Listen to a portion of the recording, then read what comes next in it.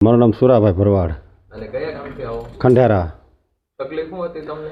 તકલીફમાં તો આ કઈનો દુખાવો હતો બહુ, અને એના હિસાબે પેશાબમાં તકલીફ રહેતી, અને અમુક મને એમ કે તમને પથરી કિડનીમાં છે, અને કોઈક એમ કે આમ છે, અને કોઈક એમ કે ડૉક્ટરો પણ ભરાઈ દે, પણ મને કાંઈ ફેર પડ્યો નહીં. ઓછાના અમે 40,000ની દવા કરાવી છે. અને જમવા બેઠો નાલી દુખાવો ઉપડે એટલે ઊભો થઈને ભાગવા મળું. પેટી માથે મેં કીધું થાળી અને દૂધ ને બધું લઈને પછી ઊભા જમેલું છે મેં. પછી મેં આ વિડીયો જોયો દાદાનો.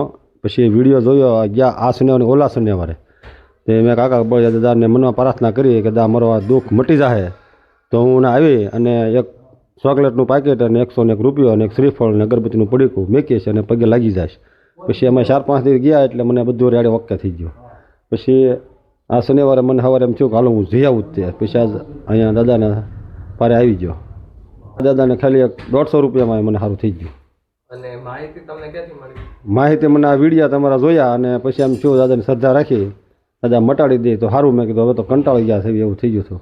અત્યારે બધું હાવ કપલેટ, હુવાય, સીતું, બેહાય, હાલવા બાલવા બધી કોઈ તકલીફ જ નહીં કાંઈ. નવું જીવન દાદા. હા, નવું જીવન એટલે નવું જીવન. બધો ખર્ચો કર્યો બધો પાણીમાં ગયો મારો. જય કાકા. જય કાકા બોલ્યા દાદા.